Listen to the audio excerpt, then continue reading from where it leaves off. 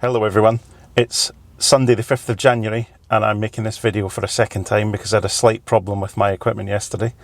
And the purpose of this video is to introduce you to my 2020 challenge, which some of you who have been reading the threads on either the Beige or Pistonheads will already know about, which is I'm going to buy and run 12 different cars in 2020, so one a month.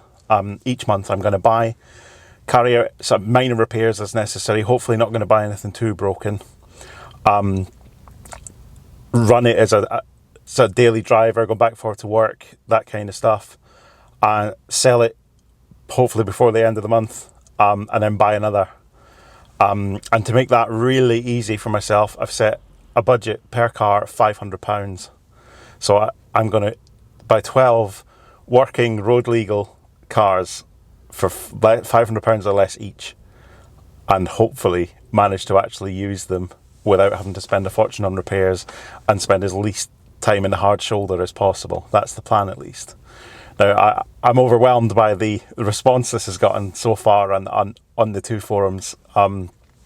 People seem to think this is an absolutely insane idea, which it is, and I'm sure it is, but you're very, very keen to actually tune in and see how I get on with this. Probably because you want to see me fail, but that's cool. I don't have a problem with that. And today I'm going to introduce you to January's entrant, which I'm actually sat in at the moment. It is a 2007 Ford Focus 1.8 Ghia petrol. It's the 1.8 Duratec HE engine, which I bought yesterday and drove back from Northampton for £174, and that is a mostly working road legal 2007 Ford Focus with 116,000 miles on the clock for £174. And you might say, well, what's the catch? There's got to be a catch, and there's a slight catch. So it has a power steering fault. The power steering seems to work absolutely fine. I haven't noticed any real issues with it. The previous owner said they'd sometimes find that the steering would go heavy or feel like wheels were dragging if they were steering at full lock. I haven't experienced that yet. It seems okay. But I do have a permanent steering assist failure warning on the dashboard. So I'm hoping it's going to be a fairly straightforward. I mean, given that the system seems to work fine, I'm hoping that we're talking about a pressure sensor, or that a few of you on Pistonheads seem to think that the power steering fluid might need changing, that these Mark II Focus can be a little bit sensitive to power steering fluid, and either the quality or the actual type of fluid itself that's been used, so it may have the incorrect fluid in. I would have checked that already. However, the power steering pump is buried down in the driver's side front wing, and you need to actually, according to a video I saw on YouTube earlier today, you need to remove the headlight to get to the power steering fluid.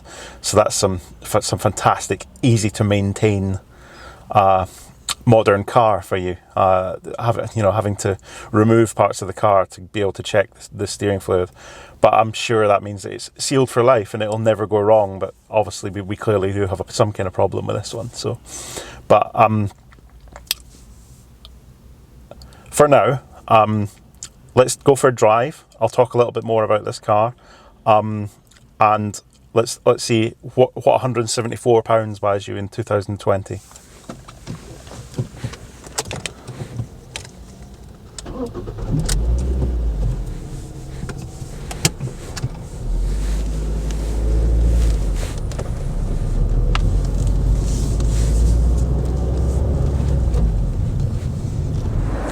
Let's have a closer look then at this £174 wonder. As you can see, it could do with a bit of a wash, but seems reasonably straight and clean. Bodywork wise, it's not too bad at all. Wheels could do with a refurb. They're unlikely to get it, but I think they benefit greatly from a bit of a tidy up. But bodywork wise, it's remarkable, really. There's hardly a mark on it. I'm sure underneath this dirt, I'm sure once it's had a wash, you'll find some scratches. Kind of stuff you might expect of a car this age and mileage. But I've seen far worse examples both driving around and for sale on dealer forecourts. Really very happy with that. I think it shows that this probably does deserve to live on. You know, it certainly is clean enough. Although if the worst does come to the worst, it'll probably also make a pretty good breaker. So here we are then, cruising along the M5, just over 60 miles an hour. Cruise control is set. One of the many pieces of equipment that this car has being the Ghia, which are a reasonable trim level. It used to obviously be, you know, something really quite special. Not sure that's the case anymore with modern Fords, but we have cruise control, we have air conditioning, which is still ice cold on this 2007 model, which you know, normally they just need a regas, or another reason why they're quite expensively broken. We have the Sony upgraded audio system, which seems to work quite well. So it's all in, and the best feature, of course, being the velour upholstery. No standard cloth here, but also no leather either, which also seems to be the go-to mark of luxury. But this one harks back to the older days of when velour was the connoisseur's choice when it came to car interiors. It's certainly very comfortable. It's in very good condition in here as well, which we'll show you in a little bit. It's very dusty, a little bit dirty and grubby in here, but everything's in good condition. There's no big scuffs on the plastics or tears in the upholstery or anything like that. Onto the interior then. 2 keys.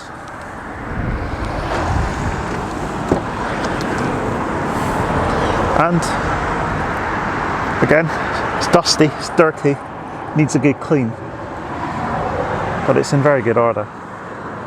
No gouges out the door cards, no rips in the seats. Good value, I'll definitely see it right, I think. And there we are, 116,000 on the clock now. Start the engine. Starts up fine, idle's okay.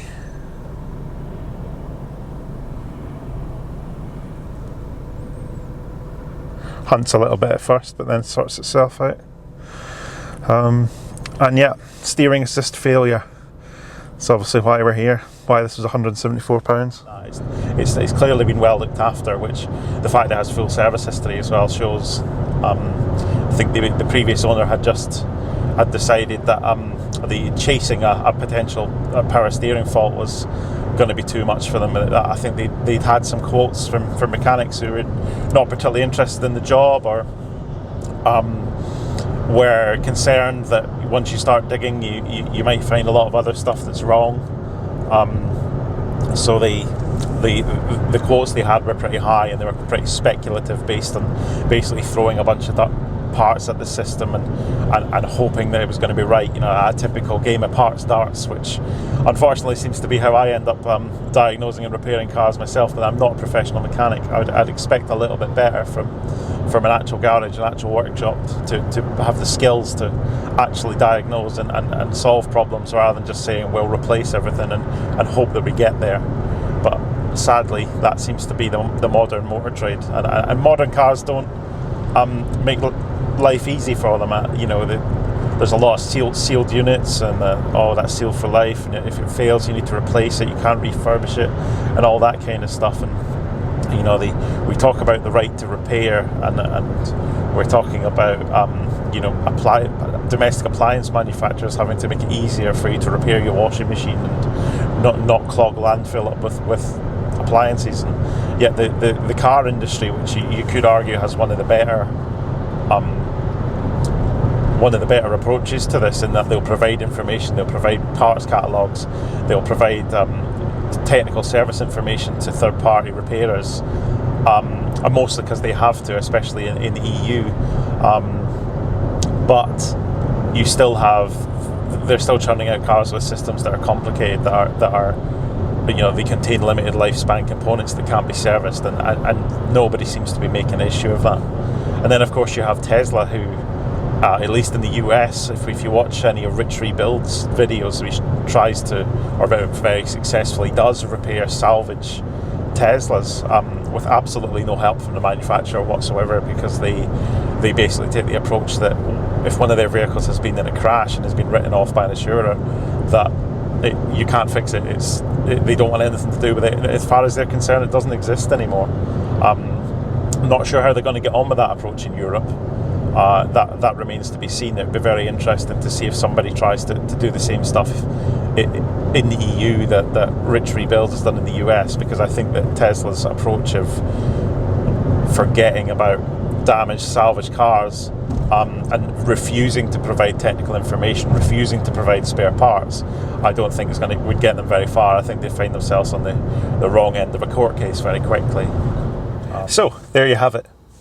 The 12 cars, 12 months challenge, and January's entry, this lovely 2007 Ford Focus. If you like what you see so far and you want to see more, like, share, subscribe. If you don't particularly like what you've seen so far, but you want to see me stuck in the hard shoulder at some point, like, share, subscribe. The message is the same. Thank you very much for watching. I'll see you on the next one.